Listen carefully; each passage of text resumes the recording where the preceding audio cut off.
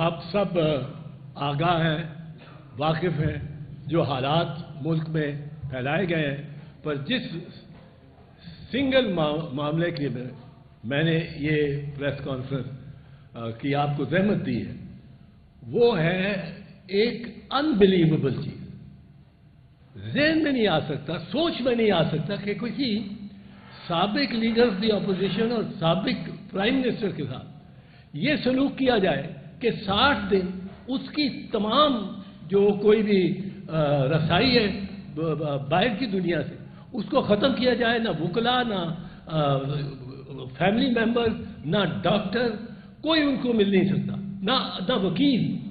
اور اس دوران اس شخصیت کی، اس لیڈر آف دی اپوزیشن کی ایک آنکھ میں سے 85% بینائی ختم ہو جائے. یہ تو مطلب ہے قوم کو اس کا حساب لینا پڑے گا. آپ یہ دیکھیں کہ جو آنکھ کی انہوں نے جو یہ مرض تھا اس کو دنیا سے مخفی رکھنے کے لیے 60 دن اس کو عمران خان کو قید تنہائی میں رکھا. یہ کہاں کا انصاف ہے؟ اور یہ کہاں ہیں یہ ججز؟ کیا کر رہے ہیں ججز؟ اس دفعہ تو تحریک چلی اور چلائی تو ججز کے خلاف ہی چلانی پڑے گی میرا خیال کہ ججز اب آج دے رہے ہیں، تاریخ دے رہے ہیں، کل تو 16 تاریخ کی. بھئی اس کی آنکھ کی یہ کہ ایمرجنسی ہے، take it as an emergency. آپ ابھی بھی اس کے بارے میں کوئی آپ کو احساس نہیں ہے کہ ایک شخص کی ایک آنکھ چلی جائے، 85% اس کی بینائی جو ہے اس میں ختم ہو چکی ہے. یہ تو تقریباً 0 بینائی ہوئی. 85 اور 100 میں کیا فرق ہے؟ اب یہ میں تو سمجھتا ہوں کیونکہ عمران میرا دوست بھی ہے، میرا ہمسایہ بھی ہے. آپ سب جانتے ہیں 60 سال سے ہم ہمسایہ ہیں، آج بھی ہیں. تو میں تو اس لیے کوئی کسی کو ساتھ بلایا نہیں، میں اپنا اس پہ غم اور غصہ نکالنے آیا ہوں. اور اس کے بارے میں آپ کو بتا دوں، فیصلے کوئی کرتا ہو کہ ٹرمپ نے ہمیں پہچان لیا ہے، اب ٹرمپ ہی نہ رہا تو ٹرمپ کا رہنا بھی بڑا مشکل ہے. تو پھر یہ ہماری سیاست کا کیا، ملک کی، یہ ملک کی بات، ملک کی سیاست کا کیا بنے گا؟ ایک اور محاورہ ہے، دیر از نو فری لنچ.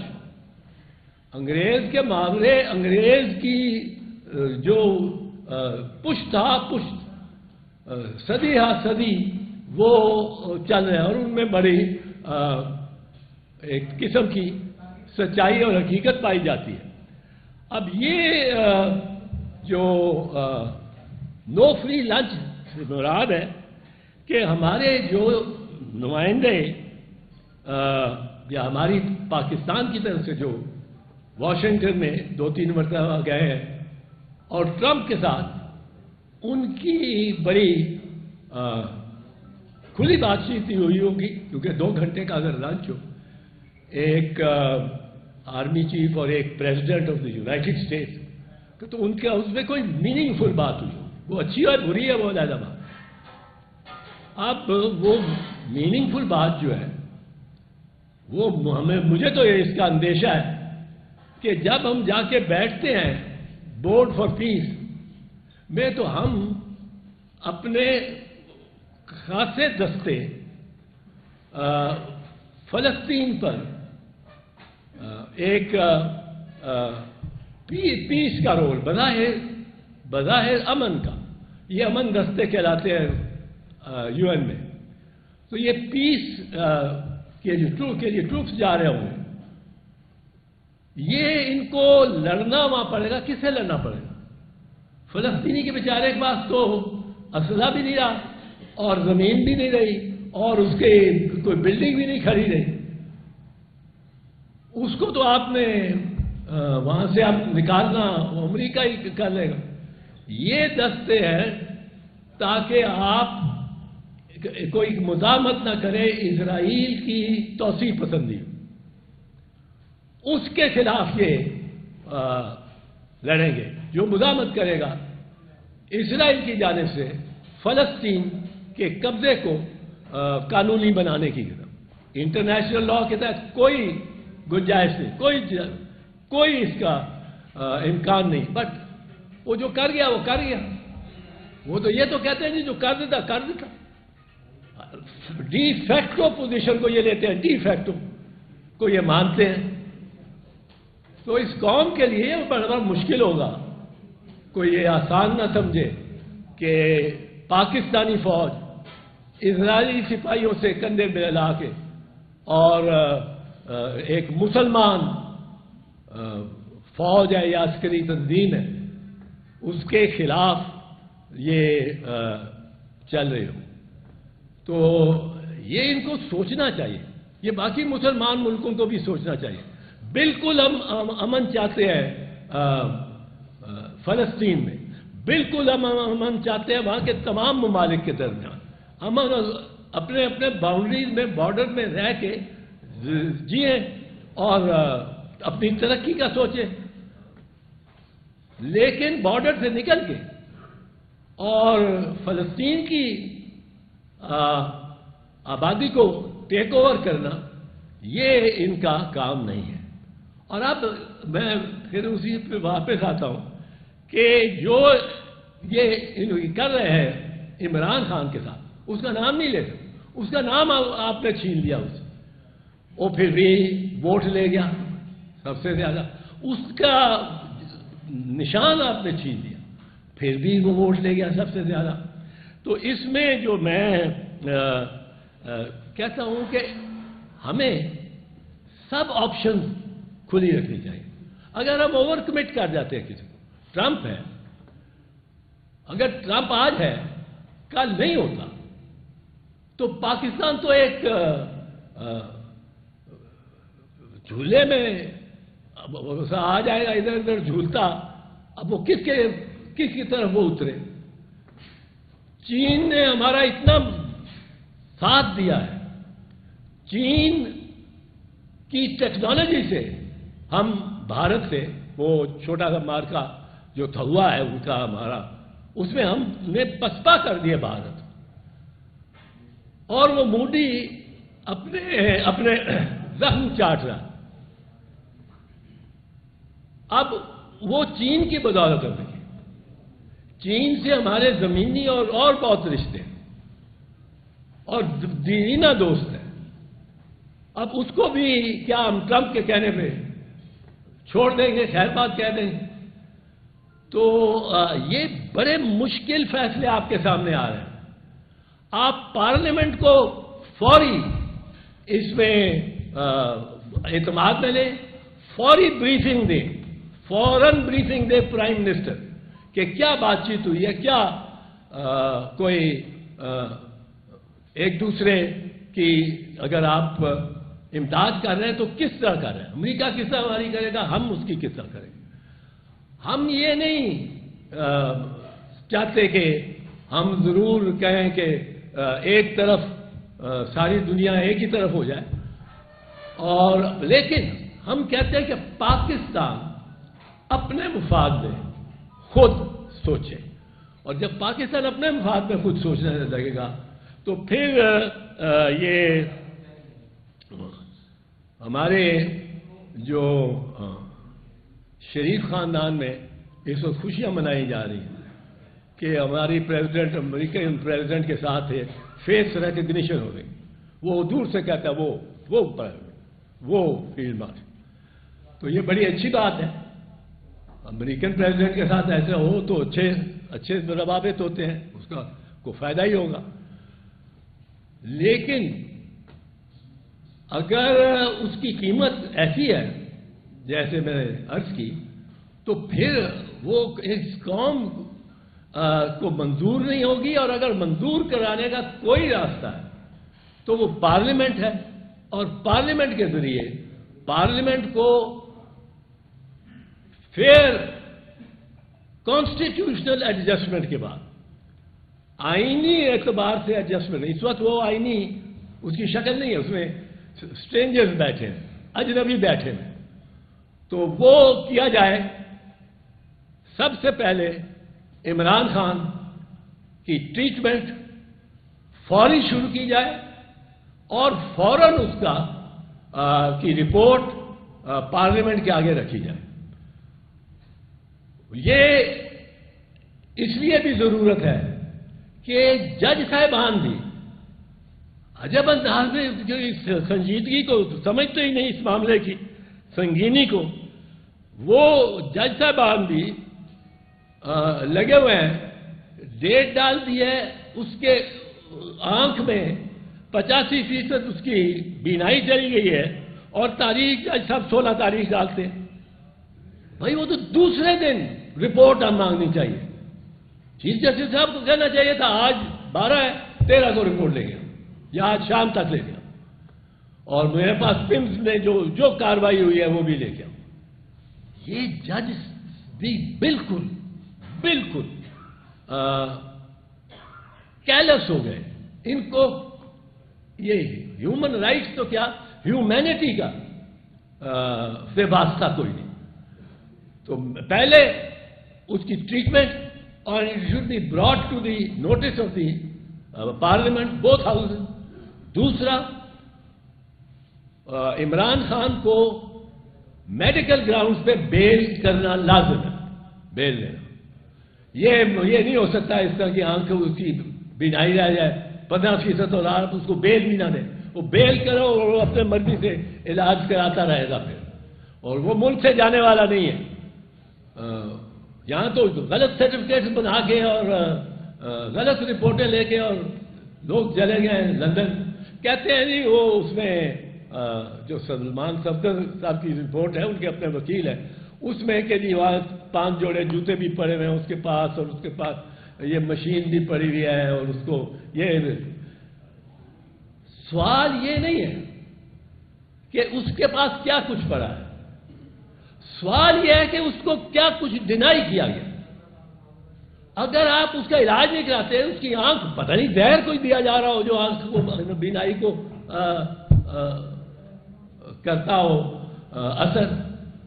اب وہ پروسیس جو ہے، وہ ساری process of medical care of Imran Khan, وہ حکومت سے لے کے اس کے اپنے ایڈوائزرز، وہ اپنے جو بھی ڈاکٹر کرنا چاہتا ہے وہ کرے، اس کو رہا کرے، فوری رہا کرے، اور اس کو اس رہائی کے بعد وہ اپنا علاج خود کرائے گا. گورنمنٹ کا اس سے کوئی انٹرفیئرنس، کوئی تعلق نہیں ہونا چاہیے. سوال اسمبلی جو ہے وہ اسٹرینجر بیٹھے ہوئے ہیں، تو اب آپ معاملہ کہتے ہیں اسمبلی میں لے کے ہیں، اسمبلی میں کیسے لے کے ہیں، وہاں پہ اسٹرینجر بیٹھے ہوئے ہیں، کیا وہ مان لیں گے اسمبلی والوں کو بات؟ دیکھو اس میں جانا پڑے گا. آرٹیکل ایک ہے جو کہتا ہے کہ notwithstanding anybody who sat in the house who was not entitled to sit in the house but sat in the house. وہ ایک آرٹیکل ہے اس پہ. میں اس میں نہیں جانا چاہتا، کیونکہ میں اگر ایسی کسی اور بات پہ آپ کو لے گیا تو میں جس کام کے لیے آیا ہوں وہ اس نقطے سے چلی جائے گی بات، اس پہ بات آپ کریں. چوکسی صاحب گزارش یہ ہے کہ آپ نے غزہ پیچھے کاٹ کے اوپر اعتراض کیا ہے. فارن پالیسی خارجہ امور کے اندر یہ بات مد نظر رکھی جاتی ہے کہ اگر کوئی پرنسپل اصول اور گراؤنڈ ریئلٹی پہ بات آئے تو گراؤنڈ ریئلٹی پہ فیصلہ کرنا چاہیے. کیا حکومت نے جو اس وقت فیصلہ کیا ہے غزہ پیچھے کاٹ کا، یہ گراؤنڈ ریئلٹی پر ہے؟ کیا یہ درست نہیں ہے؟ دیکھیں گراؤنڈ ریئلٹی کیا ہے یہ تو ہمیں بتایا ہی نہیں جا رہا. گراؤنڈ ریئلٹی یہ ہے کہ فلسطینی جس درندگی اور صفاقی سے شہید کیے گئے، بچے بھی، سویلین پاپولیشن میں بلڈنگز بھی شمار کر دی گئی ہیں وداؤٹ نوئنگ. اب میں پھر اس میں نہیں لمبا جانا چاہتا، کیونکہ آپ نے یہ پیراگراف 2 میں اٹھا لینا میرے اس پریس کانفرنس کے، اور جو میں نے ضروری باتیں کی ہیں وہ آپ نے.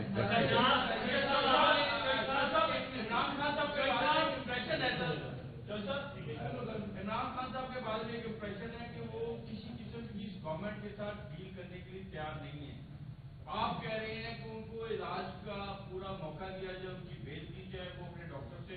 اس سے بھی ایک امپریشن آئے گا کہ شاید خان صاحب کی کوئی ڈیل ہو گئی ہے جس کے نتیجے میں ان کو یہ سہولت دی گئی؟ دیکھو میں یہ سمجھتا ہوں کہ جو کہے گا یہ کہ خان کی ڈیل ہوئی ہے، گو اس کی آنکھ کا مسئلہ ہے، 15% اس میں بینائی رہ گئی ہے، ایک آنکھ آپ بند کر کے چلیں 2 گھنٹہ ذرا پتہ لگ جائے گا آپ کو کہ کتنے آپ ڈسیبل ہو جاتے ہیں۔ اب وہ اس کے اس معاملے میں جو آپ نے مجھے ذرا میں فلو میں جا رہا تھا آپ نے کر دیا، پر خیر وہ میں جو عرض کرنا چاہ رہا ہوں کہ اب اگر یہ کہا جائے کہ عمران خان کی بینائی گرتے 15% رہ جائے اور پھر بھی اس کو اگر سہولت دی جائے، اس نے نہیں مانگی سہولت، اس کو سہولت دی جائے تو اس نے ڈیل کر لی، یہ تو شرمناک بات ہے، کوئی سوچے بھی ہے۔ عمران خان صاحب کی ایشورنس کون دے گا کہ اگر عمران خان کو شفٹ کر دیا جائے کسی ہاسپٹل میں کسی اور جگہ for the sake of treatment, کہ عمران خان وہاں بیٹھنے کے بعد ٹریٹمنٹ کے بجائے ایک مرتبہ پھر گورنمنٹ کو آڑے ہاتھوں نہیں لیں گے، پاکستان کی ملٹری اسٹیبلشمنٹ کے بعد پھر سے کلیئر نہیں کریں گے، کس چیز کی ایشورنس کون دے گا؟ یار آپ لوگ ایشورنس ایسی چاہتے ہو، وہ بندے کو خود جب وہ بیل لیتا ہے وہ بانڈ دیتا ہے، ایک طریقہ کار ہے دنیا میں اور ہمارے ہاں رائج ہے 150 سال سے، اس پہ کیوں نہیں آپ اعتماد کرتے؟ اس ملزم پہ یہ بیل جب دی جاتی ہے تو اس کی بنیاد یہ ہے کہ پرائما فیسا یہ کیس نہیں بنتا، ایک دوسری بنیاد ہے کہ یہ تو میڈیکلی اس کا اس کی صحت خراب سے خراب تر ہوتی جا رہی، اس کو پہنچاؤ کسی ہاسپٹل میں اور ان کے حوالے کرو یا اس کی بیل کر دو۔ اب ان میں اگر گورنمنٹ خود اس میں انوالو نہیں ہے اور وہ لگتی ہے کیونکہ انہوں نے 60 دن اسے کسی کو ملنے بھی نہیں دیا، تو یہ اس میں میں نہیں سمجھتا ہوں کہ یہ کوئی ایسی بات ہے کہ جی کوئی ڈیل مان لے گا، کوئی یہ مان لے گا۔ جی موبائل صاحب یہ بتائیے گا، آپ نے کہا ہے پارلیمنٹ اسٹرینجرز بیٹھے ہوئے ہیں، تو کیا پریزیڈنٹ ہاؤس میں بھی اسٹرینجر بیٹھا ہوا ہے؟ اور اگر نہیں بیٹھے ہوئے وہ عوامی مینڈیٹ سے آئے ہیں، زرداری صاحب تو ان کے بارے میں کہا جاتا ہے کہ وہ مفاہمت کے بعد ہے، تو کیا پھر زرداری صاحب کو نہیں تھوڑا سا آگے آنا چاہیے؟ حکومت ویسے بھی ان کی بات مانتی ہے، اور کیا سمجھتے ہیں اگر زرداری صاحب اجنبی نہیں ہے تو کیا کرنا چاہیے؟ نہیں، زرداری صاحب کو اس میں کردار ادا کرنا چاہیے، میں پہلے بھی کہہ چکا، میں سمجھتا ہوں کہ زرداری ایک ایسا سیاستدان ہے جو کہ لوگوں کو ساتھ رکھ سکتا ہے اور ساتھ لا سکتا ہے، پاس لا سکتا ہے، اور میں یہ سمجھتا ہوں کہ شاید صرف زرداری میں ایسی صلاحیت رہ گئی ہے، اس کے ساتھ لاکھ اختلاف ہو، ایک چیز تو مانیں گے نا کہ وہ دوسری مرتبہ صدر ہو گیا اور اس پروسیس کے ذریعے ہی ہوا ہے، کوئی آرمی چیف نے لا کے نہیں اس کو بٹھایا، ووٹنگ ہوئی ہے، اسمبلیوں نے ووٹ کیا ہے، چاروں صوبائی اور دونوں سینٹ اور نیشنل اسمبلی نے، اس میں وہ جیتا ہے، تو یہ تو تسلیم کرنا چاہیے۔ اب اس کو ایک کرنا چاہیے، I think he should play a role and he can play a role.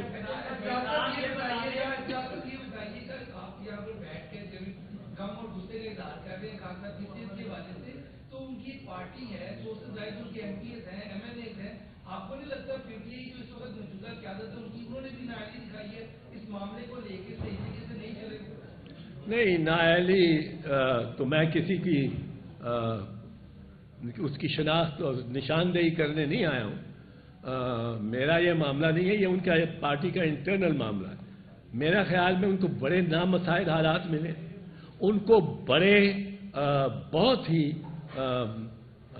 متعصب جج ملے، متعصب، اور اب تو صورتحال یہ ہو گئی ہے کہ سپریم کورٹ میں اتنے جج ہو گئے جو کہ 27ویں آئینی ترمیم کے تحت نواز شریف اور زرداری نے لگانے تھے، مطلب ہے کہ ان کا اس میں لکھا ہے کہ پریزیڈنٹ دا فرسٹ بیچ، جو پہلا بیچ آئے گی پوری وہ لگائیں گے۔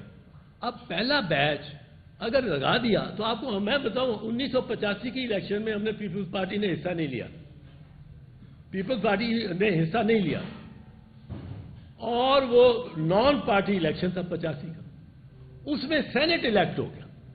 اب سینٹ میں 100 کے 100 ممبر جو تھے وہ تھے مسلم لیگ نواز کے، اس وقت جنیجو تھی، اور وہ اس وقت جنیجو تھی، پر وہ بعد میں نواز جو بن گئی، ان کے سارے 100%۔ اب جب 88 کا الیکشن ہوا تو ہمیں اتنی سیٹیں ملی کہ ہم 3 سینیٹرز بنا سکتے تھے، اور 3 سینیٹرز میں ایک یحییٰ بختیار صاحب، ایک جام